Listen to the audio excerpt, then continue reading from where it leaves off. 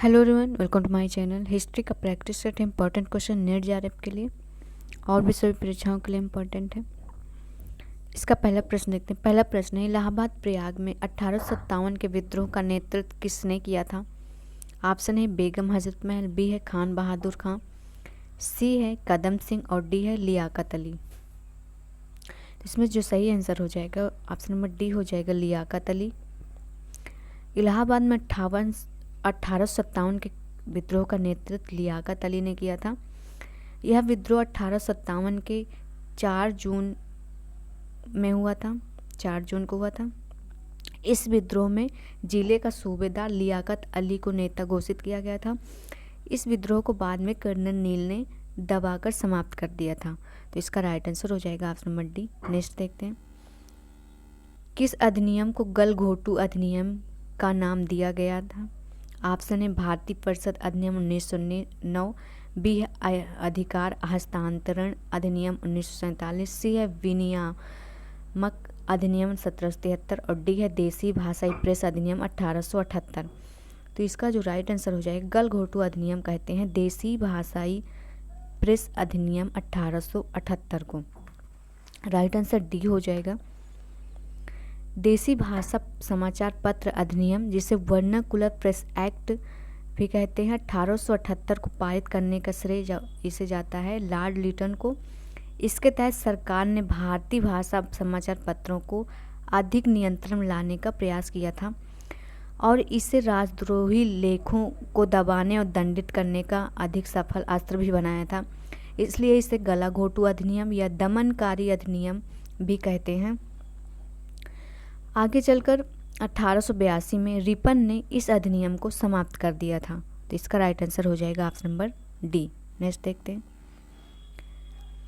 The praise of Fali नामक पुस्तक किसने लिखी थी? यहाँ पूछा गया है द प्रेज ऑफ फाली पुस्तक किसने लिखी थी? ऑप्शन है बोकेसियो, बी है इरेस्मस, सी है टॉमस मूर और डी है शेक्सपियर। तो इसका राइट आंसर हो जाएगा ऑप्शन नंबर बी, इरेस्मस ने किया था। इस पुस्तक की रचना इरेस्मस ने लिखी थी इसे। द प्रेज ऑफ फाली, इसे स्तुति ऑफ फाली भी कहते हैं और इसका हिंदी रूपांतरण है मूर्खता की प्रशंसा। इसे पहली बार छापा गया था जून में 1511 में। तो इसका राइट आंसर हो जाएगा ऑप्शन नंबर बी। नेक्स्ट देखते हैं, 1793 ईस्वी में बंगाल में स्थायी बंदोबस्त लागू करने वाले का नाम था। तो स्थायी बंदोबस्त लागू करने वाले का नाम था Lord Cornwallis. Right answer A हो जाएगा। कब लागू हुआ था? 1793 ईस्वी में। बंगाल की लगान व्यवस्था 1765 से ही अंग्रेज शासकों के लिए एक बहुत बड़ी समस्या बनी हुई थी।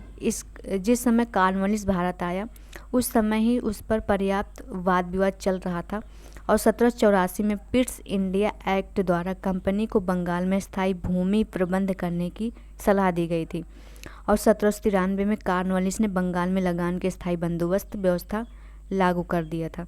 इसके अनुसार जमींदारों को भूमि के लगान का 10/11 भाग कंपनी को देना पड़ता था तथा 1/11 भाग जमींदार अपनी सेवाओं के लिए अपने पास रखता था। तो इसका राइट आंसर ऑप्शन नंबर ए हो जाएगा। नेक्स्ट देखते हैं, सर्वप्रथम किसने इतिहास के शैक्षणिक पहलू पर बल दिया?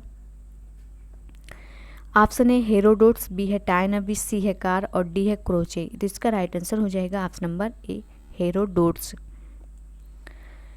यूनान के प्रथम इतिहासकार और भूगोलवेत्ता जो हैं वो हेरोडोट्स थे। इन्होंने लगातार आर्यों के इतिहास पर अपनी नज़र बनाए रखी थी। इनके द्वारा ही फारस के 8 राजाओं के सही इतिहास का हमें पता चलता है। इन्होंने ही सर्वप्रथम इतिहास के शैक्षणिक पहलू पर बल भी दिया था, इसलिए इन्हें इतिहास का पिता, फादर ऑफ हिस्ट्री भी कहा जाता है। तो इसका राइट आंसर हो जाएगा ऑप्शन नंबर ए। नेक्स्ट देखते हैं, किसने कहा कि इतिहास मानव को बुद्धिमान बनाती है? तो ये किसने कहा था? तो ये कहा था बेकन ने। राइट आंसर हो जाएगा option number A. Francis Bacon का कथन था कि इतिहास मानव को बुद्धिमान बनाता है। तो राइट आंसर ए हो जाएगा। फ्रांसिस बेकन का जन्म हुआ था 1561 ईस्वी में। कब हुआ था? 1561 में हुआ था इनका जन्म। फ्रांसिस बेकन का जन्म 1561 ईस्वी में इंग्लैंड में हुआ था। नेक्स्ट देखते हैं, किसने कहा कि इतिहास मानव के बुद्धिमान नेक्स्ट क्वेश्चन है वही क्वेश्चन। 30 जनवरी 1948 को रेडियो पर किसने कहा था राष्ट्रपिता अब नहीं रहे? तो ये कहा था जवाहरलाल नेहरू ने। राइट आंसर हो जाएगा ऑप्शन नंबर बी। 30 जनवरी 1948 को शाम के समय जब महात्मा गांधी बिरला मंदिर में प्रार्थना करने जा रहे थे, उसी समय आतिवादी हिंदू संगठन के सदस्य जो थे नाथूराम गोडसे ने पिस्तौल से गोली मारकर गांधी जी की हत्या कर दी थी और गांधी जी राम राम करते हुए पृथ्वी पर गिर पड़े थे और शहीद हो गए थे। इस हत्या की घोषणा करते हुए पंडित जवाहरलाल नेहरू ने कहा था कि राष्ट्रपिता अब नहीं रहे। इस हत्या के कारण सारे देश में शोक व्याप्त हो गया था।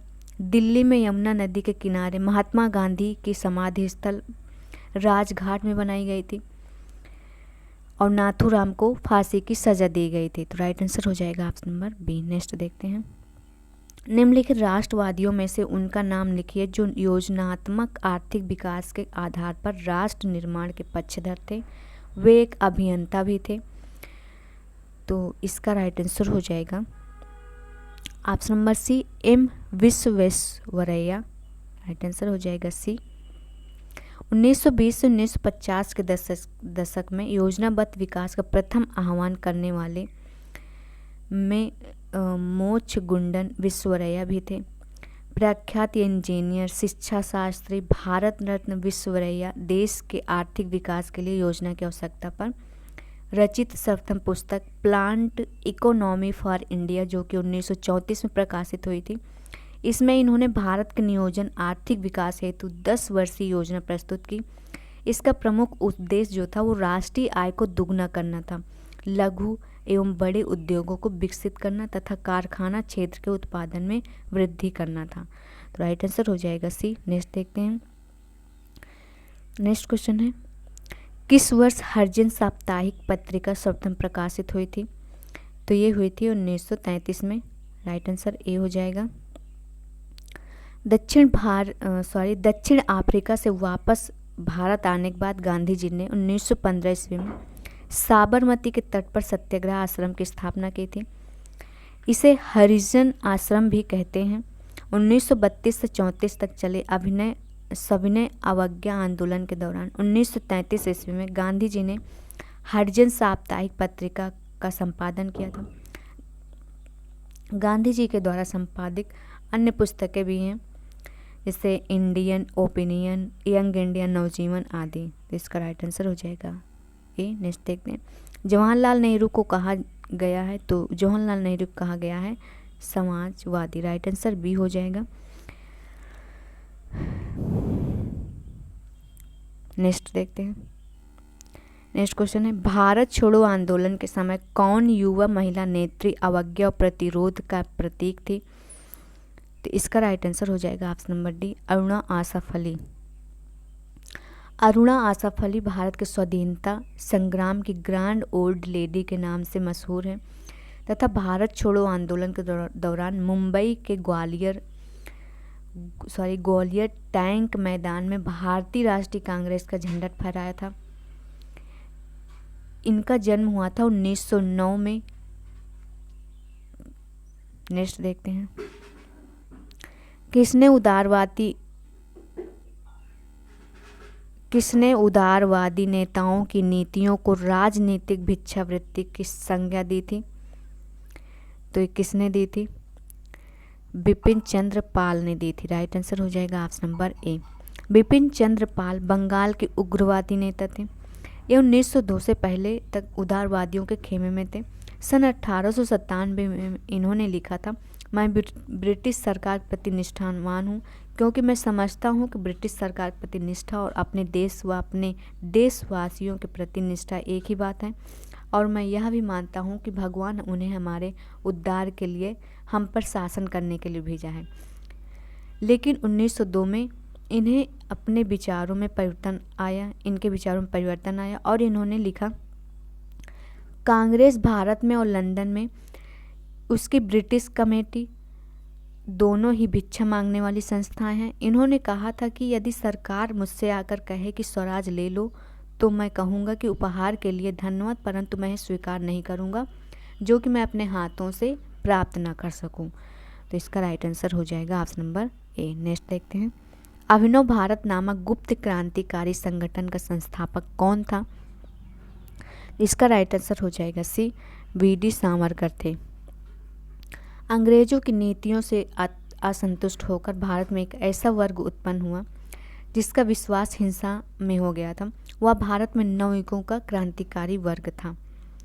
इसका जो केंद्र था वो पंजाब, महाराष्ट्र और बंगाल था।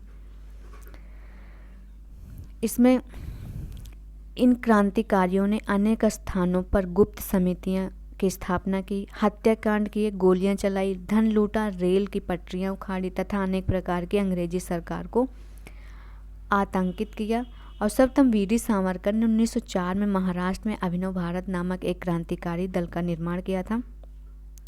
बंगाल में इस कार्य का आरंभ अरविंद घोष के छोटे भाई वरिंद्र कुमार घोष और पुलिन बिहारी दास ने किया था। इन्होंने 2 पुस्तकें, एक है भवानी मंदिर तथा वर्तमान और राजनीति छापी।